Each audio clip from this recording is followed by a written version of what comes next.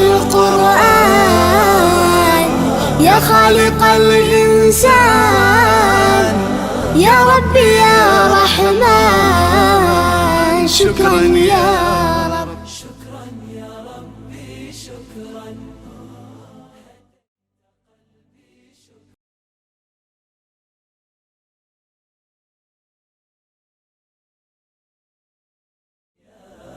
يا منزل القرآن يا خالق الإنسان يا ربي يا رحمن شكرا يا رب. Welcome back to Youth Face on your favorite Islamic channel, GhTv. I am still your host, ABDUL-AZEEZ, and I have with me Mr. Abdullahi Fadlallah Alaba. He is an executive director of This Is Islam Foundation, GH, which is Ghana. Welcome, sir. Thank you very much, my dear sister. How are you feeling? I'm feeling comfortable. Well, we are happy to have you here. Very good. Our topic for discussion is my religion and the society. Yeah. So my religion and the society, we want you to explain to us the contradictions of Islamic rules and the societal rules. What should the young ones do when they come into to meet this that it contradicts? What should they do? What's the solution, or what should they do to go further? But first, I want you to tell us a little bit about yourself. Very good. Thank you very much. And then my greetings to your viewers too out there. Very good. This is a very nice question you asked me. I, Fadlullah, I'm a native of Upper West region, and I'm an Islamic researcher. Through that, I founded this Islamic organization. Let me say, that's one of the first organizations in Ghana being registered nationwide to do this campaign of educating Muslims about safety, security awareness. And then we also train people on how to even know that there is other way of doing dawah online. And then I'm coming back to your question about our religion and the society of today and Muslims. What we have to be aware is that education is first of all. Number two, we have to be aware that Muslims have to rise up. To let the world understand that we are not this tag that they have put on the head of Muslims. The violence, terrorist type. Very good. Or, let's define this word. In the Quran, Allah said, irhab. The Westerners will say, terrorism. Okay, what is terrorism in Islam? Because Muslims have a way of defining terrorism. If you go to the Western, the non-Muslims, they also have a way of defining terrorism. So if we have two ways of terrorism, so which one is the right one we have to take? Because the society knew Muslims to be terrorists. Okay, so what do we do, or what do you have to do to let people or the world understand that we are not a terrorist, the society? We have to do something to alert the society to know that Muslims, we are not terrorists. Okay, so we have to rise up, educate the people through all media sources, do campaigning, educate Muslims ourselves, to present ourselves, okay, to the society, to know that what people are thinking we are. We are definitely not. We are not. Very good. So how do you go about that? Do you have some way in which you call the youths together? So how do you do it? Yeah, we organize campaigns, we organize programs. Like as I said, we have launched our first program in Accra. We did the second one in Northeast region, that is Wali Wali. And then we did the third one in Bolagatanga. And now we are planning to do our fourth and fifth in Cape Coast and Takrady. So whilst doing this, do you speak their local language in order for you to bring them closer to you? Or which language do you use in calling them forth? Yeah, mostly we use the English language. Okay. And then wherever we go, we want the intellectuals. Okay. Those who, because the resource is not there. And we want to cover a large number of Muslim youth so that they can also assist in this campaign. because it's very worrying whenever there is a bad news and the Muslim is stuck to it. So we need more Muslims to join this mission, or to join this campaign system of clearing the misconception of Muslims are what? Terrorists, any violent thing. Because as I'm saying, the world is not fair to Muslims, because the word terrorist is not killing per se, okay? But Islam defines terrorism as to scare somebody. Even the Prophet ﷺ made it clear that even if you threaten or cause your brother to panic, it's not allowed in Islam. So we have a lot of people in this world that terrorize people. Because they are not Muslims, they don't call them terrorists. But because they're Muslims, we have seminars and conferences of non-Muslims being organized purposely just to link the name terrorism to Islam. So if a Muslim do their bad thing, or killing somebody because maybe he's defending his land from an occupier, they attack him as a terrorist. But somebody who's not a Muslim will kill 1,000 of people, but still he's not called a terrorist. So here it's not fair. The society is not fair to Muslims. So we don't have to sit down. We Muslims to have to rise up, then to speak out and to educate ourselves, so that when we present ourselves in all our activities, we don't fall into the scope of terrorizing people or scaring people. I definitely think educating ourselves should be the first step we take, because we fall into mistakes where we scare people away with our rules. Because you see, putting on the hijab for the females, we haven't really expatiated on it. There is that it is obligatory, and there is that it is compulsory. So how do we balance the scale for the Muslims so they understand, is it obligatory or is it compulsory? Because it's my hijab, my veil, or my right, or how do they say it? And it's what makes you a Muslimah in the first place. The way the hadith goes, that the difference between a Muslim and a non-Muslim is the salah. That's how it is for the difference between a Muslimah and a non-Muslim lady. It's the hijab. So now the Muslims are saying it's not compulsory, so I can only wear it when I want to pray. Or when you go to a workplace and then you have to take off your hijab so you can look presentable.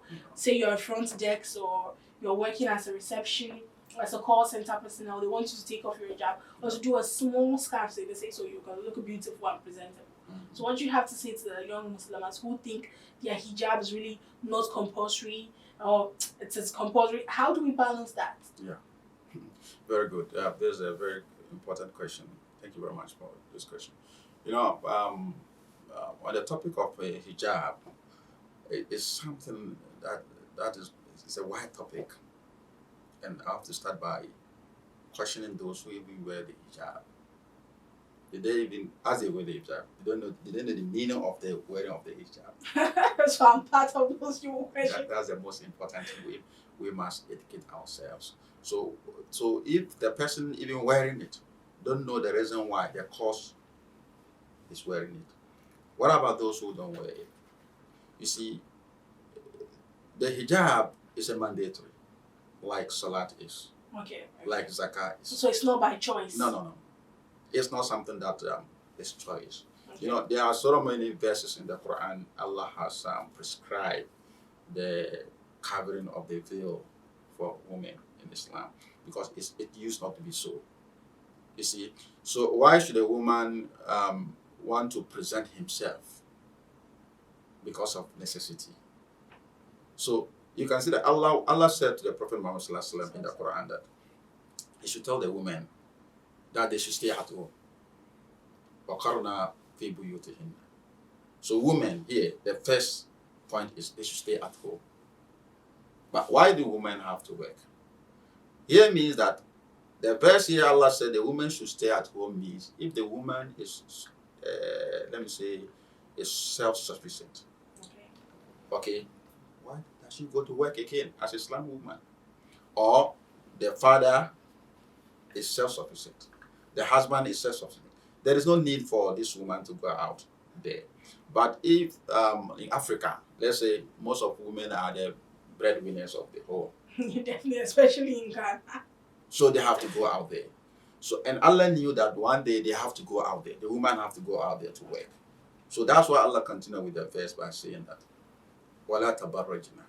When you are going out there, don't display yourself.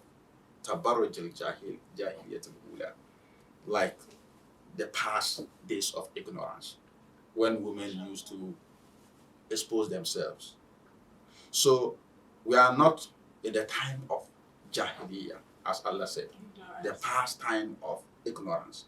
And you, a Muslim woman today, is trying to display himself. You want to display yourself because you want to be seen, to be presentable. So because of that, you have gone back to the old system of Jahiliyyah. So Allah said, don't do that.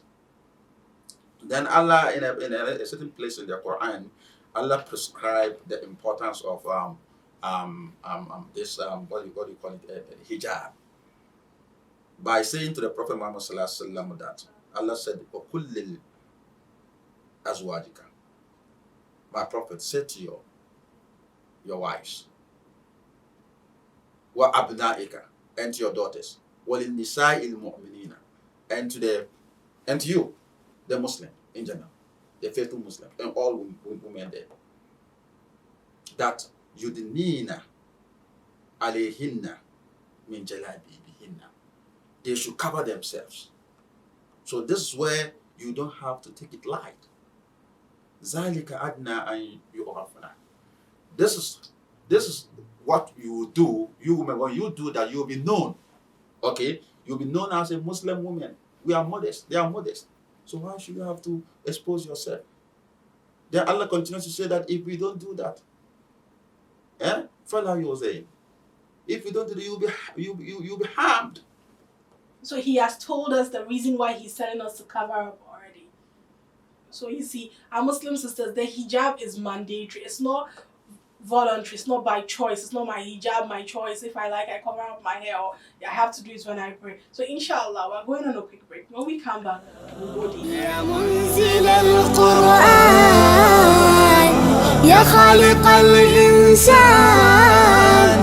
يا ربي يا رحمن شكرا يا رب. Welcome back to Youth Phase on Guidance TV. I still have Mr. Abdullahi Fadilullah, and we are still talking about my religion and the society. Before the break, Mr. Abdullah Fadilullah was telling us how Allah subhanahu wa ta'ala told us the reason why he has asked us to cover up our hair. For the Muslims, it is not voluntary. Covering up your hair is not by choice. It is not, if I like, I do it. It is compulsory. You have to cover up your hair because Allah subhanahu wa ta'ala said you don't have to display yourself because it will bring harm. Am I right? Have I said the right thing? Yeah. Okay.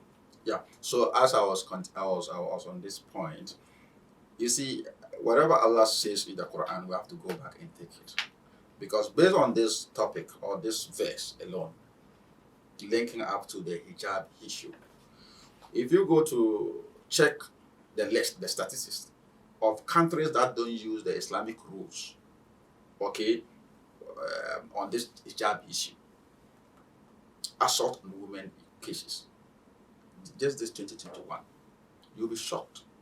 The whole world. The figure, where the figure is running to, even the year didn't go to an end. Why did Allah say that? Allah said, Zalika adna.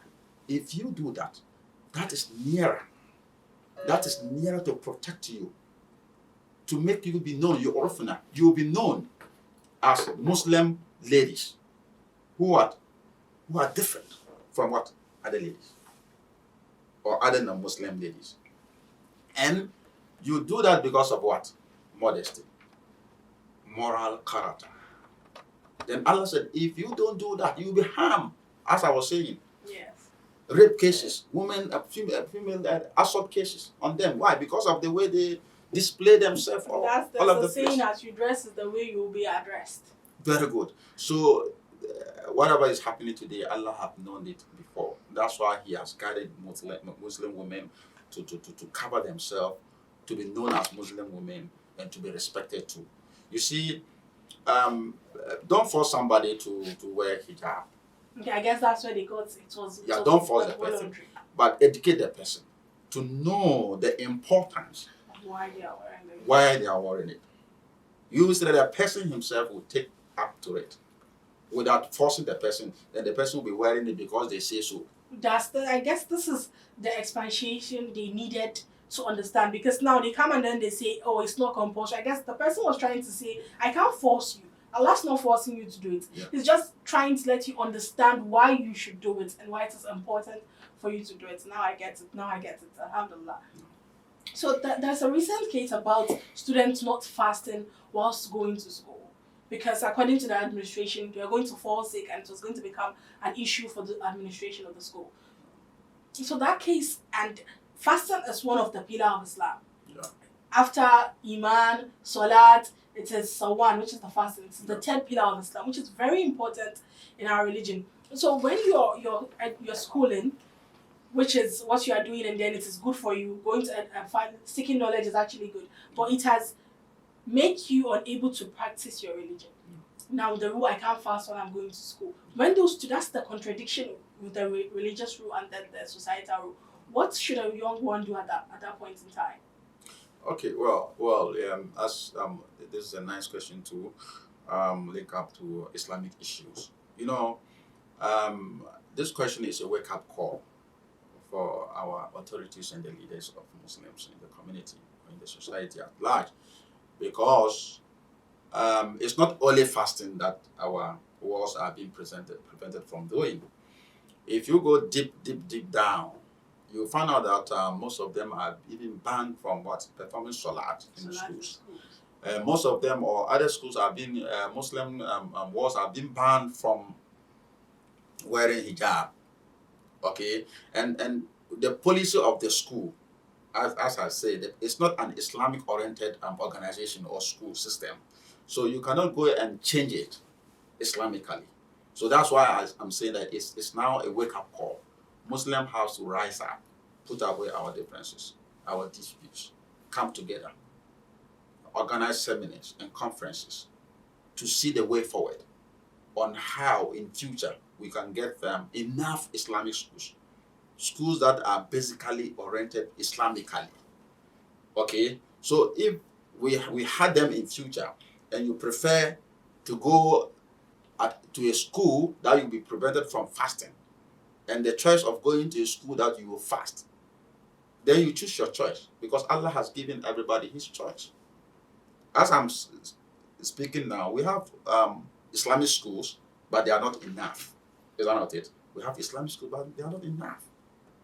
And as we have them, they are not enough. We, the Muslims themselves, we don't like them. We don't like patronizing them. We rather prefer to go to schools that this intimidation and harassment will befall on us. So it's a nice question. The Muslims have to know the importance of these rituals: fasting, salat, and the hijab, right from beginning as a child, before the child goes there. But if the child goes there and he's been prevented or she's been prevented from doing, to me, will put the blame to the community, the Muslim society. Okay, I'll put the blame on ourselves, that we are lacking behind on some things. We need more facilities, so that if the person don't choose it and chooses such harassment and goes, we don't have problem to discuss on them on stages like this. So it's a wake-up call that Muslims have to rise up, to organize ourselves, put our differences and our disputes against one another aside, and then develop, and then, let me say, acquire lands, okay, and put up enough Islamic facilities just to put set problems aside. So back in your days when you were growing, did you have some issues like this while you were going to school or something like that, or in the society, difficulty in practicing your religion? For me, I'm lucky. I didn't attend schools as such. Okay, so right from beginning, but the first school I went was a daycare center. That is 31st December Women Daycare Center, and then that was out of the knowledge of my dad, my father. He didn't know that I had been taken to school. He traveled, So when he came back home and he found out that I had been taken to a school that there is not an Arabic system in, that was yesterday I went was the last day I went to the school. So he took me, he changed the school and sent me to an Islamic school. So whenever he's traveling and sends me, he makes sure that he asks an Islamic school, a better one, and then he sends me there. I always complain. I say, why? He said that this is where you've learned to. So that's what this is what my father has put me through. Okay, so later I found out the importance of Islam. Now he's not alive. Okay, but I feel like if he didn't initially put me through this system, maybe it would have been hard for me to cope up with my Islam today. Alhamdulillah. Inshallah, alhamdulillah. So when we are growing up, and then we find out that it is becoming difficult for us in our places of in our environment to practice the religion. As a young person, what's the first thing that the person should do? Finding out that it's becoming difficult, and my parents is not even realizing that it's becoming difficult for me to practice Islam in my community. Why should the person seek help for? Yes, that's what I'm always concerned of. You see, the Prophet Muhammad ﷺ made us to understand that this religion is linked up with knowledge. Okay, that's why he said anyone who wants to enjoy in this world should seek knowledge. If you want to enjoy in the hereafter, Qiyamah, seek knowledge.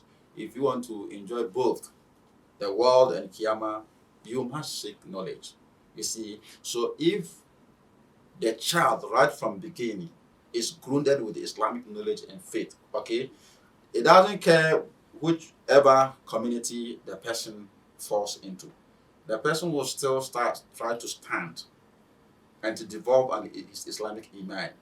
But if the person is neglected, uncared of about his Islamic faith or knowledge from the beginning, okay, a little shift from a community of Islam to a Muslim community, the person is easy to change, to shape what? His faith from Islam to other faith. Because the person is not strong in some basic knowledge about Islam. So the Prophet Muhammad ﷺ has taught us that we have to respect our leaders. Yeah. Which is Surah Al-Hujurat. Yeah. See, I'm trying to remember but I think it's the first verse. Yeah. So he told us to respect our leaders. Yeah. To respect the Prophet and whosoever Allah has put above us. Yeah. So for now, our constitution, it's definitely the non-Muslim who's ruling. So when we come into to meet that the constitution contradicts that of the religion in the society, we are meant to obey the law and obey the leader. What should one do at that point in time when the rules contradict each other? Yeah. To come to your point, let me clear your question for you. You see, if we sit down carefully and take the constitution of this state, this country, then you go through it one after the other. Okay, then you take the Quran or the Hadith. Okay, the sayings of the Prophet Muhammad ﷺ, put it down and to compare things. You will find out that there are similarities. Okay, there is nothing in our Ghanaian constitution that Allah didn't speak of. Because the Ghanaian constitution is written for the well-being of the Ghanaian people. Is those who wrote the constitution better in knowledge than Allah? Definitely not. Is those who wrote the constitution of Ghana better in knowledge than the Prophet Muhammad ﷺ? So, whatever that is in the constitution of this nation, Ghana, when I go through it, I find out a lot of verses and hadiths that are similar. So you don't say because the constitution is not called Quran, you disobey whatever the constitution is prescribing. Okay, because to what I'm saying, if you check whatever before the constitution is written, whatever they have written, Allah has already spoken about it in the Quran. Okay, Alhamdulillah for Mr. Abdullah because he's really explaining and reminding me of a lot of things that I have even forgotten. So we are going to go on a quick short break. Inshallah, when we come back, we'll continue. يا منزل القرآن يا خالق الإنسان يا ربي يا رحمن شكرا يا رب. Welcome back to GhTv. faith on your favorite Islamic channel, Guidance TV. My name is ABDUL-AZEEZ, and I still have Mr. Abdullahi Fadilullah with me. I like the name Fadilullah. I think I'm going to give it to my child when I have a child. And before the short break, we were talking about the constitution contradicting that of Islam. And he was explaining to us that most of what is in the constitution it's not really far from what the Quran is talking about. So, but I want us to really pinpoint when it is like, say in the community, the mosques calling of Adhan, they say it's too loud. So when things like that come into play, what should we do? Should we protest and say, oh no, it's my religion, it's my right, because it's part of the right. Everybody has the choice to choose a religion that they want for themselves. So what do we do there? To answer your nice question, I didn't do law in the constitution, but of Ghana I didn't do any law. But Islamically, or let me say, our Ghanaian constitution have given everybody the role, because Ghana is not one state, a state that belongs to one religion, or let me say it's not a religious state. And the constitution have given everybody, all religions, the mandate, to manifest their religion, because we have the article of freedom of worship, and the ability, the power, the constitution have given everybody the power to manifest his religion, like campaigning, selling it out. So if Muslims, their religion has this act of calling the azan, and the azan is not for harming anybody. So I don't think it's necessary for somebody to raise an alarm, just to ban that, or just to set that aside. By doing that, it will be in Islam, we will say this is an act of terrorism. It's because terror is to scare somebody, to intimidate somebody's faith. It's a harm. When you say that, it harms us, and it is not better for you to do that, And it is not good advisable for somebody to do that, because Ghana is a peaceful nation. But normally we hear people saying it, and the Muslim to the other side too. The Muslim may have a house, and then a church is beside it. And they say they do something like what do you call it? All night, and they sing, they band, and then you can't even sleep. You see, but because of the law of the land, what are they doing? They are trying to manifest their religion. So Muslims don't always raise dust to stop that system. So we need to be calm and stay peaceful together, not to be calling of Muslims be making noise, because they are doing something. They are manifesting their religion. So when that happens first of all, Muslims have to be patient, because it could be a trial. When they do that and you overreact, the bad name of Muslim violence will be raised high. So we have to be calm and be patient, and then we'll solve the matter amicably. So because of religious rule and the Islamic rule, do you think we should be isolated? Do you think we should have our own society, our own place, a place for us, like what the Afghanistans are doing now? Because now the United Nations left there, and then now they've taken over, and they said they are practicing the Islamic rule over there. They need their own place. Do you think we should isolate ourselves, because now we can't? The society rules are different from the Islamic rules, and we don't want our sisters to be working without their hijab. We don't want our brothers to join to have jobs that are un-Islamic, like the bank work. You can be working on a bank, and then the interest, and then the riba and everything comes in. Do you think we should have our own place? Oh, very well. Now you see, Allah said in the Quran that وَالْأَرْضُ جَعَلْنَاهَا لِلْأَنَامِ, that He placed the earth there, the world. Allah said He created the world and put it there for all creation to live together. So here means that Muslims cannot say, because we are Muslims, Our Quran Sharia is different from that of the society, the other side of the world. So we have to part from them and live isolated. No, it can't be possible like that. As I was saying, that what we Muslims have to do is that Islam is a religion that has been confronted, not today, from Adam. All the messengers that come from after him, prophet that come after him, they didn't take it easy. They didn't see it easy until today that we are finding it. As you are mentioning of Afghanistan, Americans went there and occupied it for 20 years. Now they are saying that it's a mistake. Okay, but at the beginning, people were telling them that what you are doing, you are just wasting your time.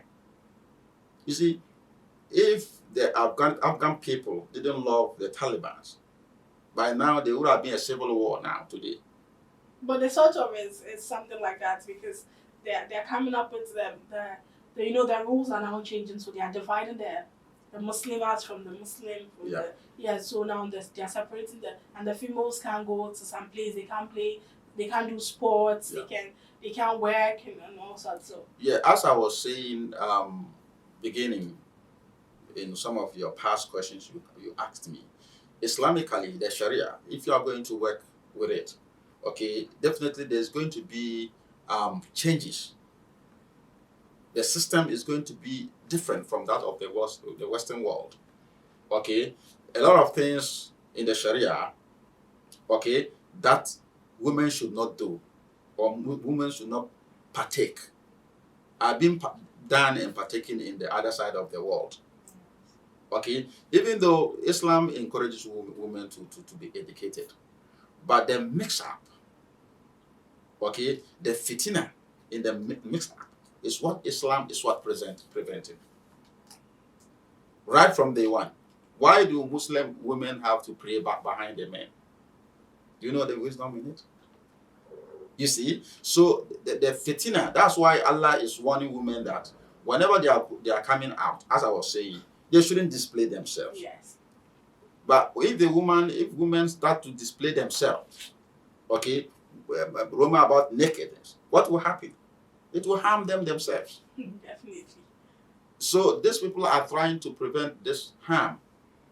And the world is saying no. And it's okay, it's not because the world is saying no, but we are going to bring a system that will bring equality. The women will get the education.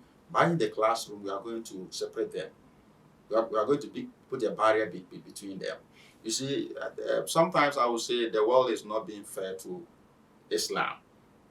You see, we have been isolated. We Muslims, we are being isolated. Not that we should isolate ourselves. But yeah. Okay. Yes, I think I get the idea. Yeah, we have already been isolated. As I was saying, okay, see what is going on in India, the Hindus, the way they terrorize Muslims there. Okay, but nobody is calling the Hindus as terrorists. Okay, go to Russia, the Chechens, how the Russians are terrorizing the Muslims there. But nobody ever called the Russians that they are what? They are terrorists. Go to China, the same thing, they were doing that to the Muslims there. See the case of Israel and Palestine. Every day, see the killings and violence that Israel is inflicting on the Palestinian people. Who has ever read a news called Israel a terrorist state? Okay, see the Americans went to Iraq. What is it that they didn't do? The lives of Muslims that lost because of one person, Saddam Hussein. Who has ever read a news called American terrorists? See what had happened in Afghanistan. The 20-year span of living. The Afghans themselves don't like them. They want them to go. That's why they welcome the Taliban people. The citizens of the Afghans, they wanted the Taliban to come, the Americans to go. But why? The point is that everybody wants to be scared of. Okay, all nations want to prove that, okay, they are powerful, they are strong. So that by that, they have to unite themselves, build up huge armies, get ammunition, so that they are what? their neighbors and enemies will be scared of them from attacking them. So what is the difference if a Muslim too is trying to equip himself with faith and unity and try to have a strong army just to protect his land from occupiers? So on my last question, do you think that the Western education, the Western way of living and their own education, do you think it's a bad influence on the Muslims? No, it can be a bad influence on the Muslims. Because it's what has influenced our young Muslims to not want to put on their hijab. Because when you see somebody from the Western put on her dress and just go into the office, it's not like this. This is not their office dress. They have something they call it's a suit, and they put it on like that. And the Muslims they think, okay, they feel, okay, I want to dress like that. Okay. And then it's the Muslim guys, the way you're all dressed with your cap. That's not how they dress now. We have all what's it called? We've taken the Western way of living. Mm-hmm. So and for the non-Muslims, working okay for them because sort of their constitution is kind of linked to the Western way of living. But for the Muslims, we have to cover up. Yeah. We have to know how we talk. We have to know where women. We definitely need to know where we should be and where we shouldn't be. Yeah. For the sporting activities, for some type of career, say modeling and stuff like that. Some of us, most of us, we shouldn't be found there. Yeah. So, but you see, because of the Western culture now, we think it's okay. We think it's normal. Things that are not normal, we take it to be normal. Yeah. To elaborate on your point, whatever Allah has given the Prophet Muhammad ﷺ, He has given it to us. Among those things are whatever that is haram, the Prophet ﷺ has shown it to us. Whatever that is halal, the Prophet has shown it to us. So it is up to the Muslim to learn and know those things that are haram and those things that are what? Halal. So if you are going into a job, a Muslim have to sit down and see, is this job haram or halal? So if it is a halal, it's allowed. You can do it. Be it a doctor, security forces, or a nurse, or any other kind of job. If only the job is what? Halal.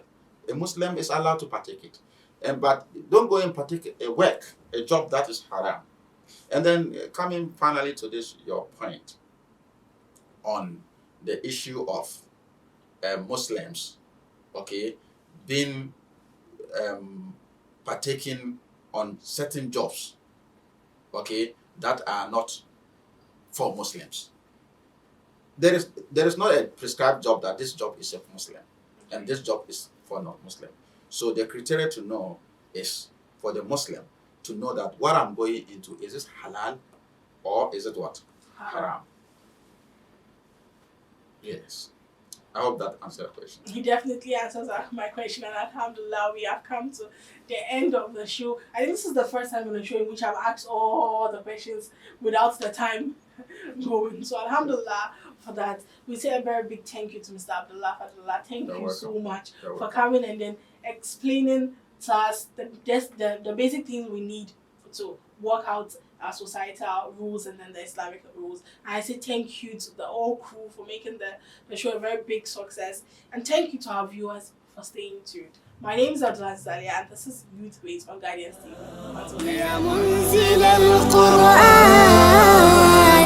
يا خالق الإنسان يا ربي يا رحمن شكرا يا رب شكرا يا ربي شكرا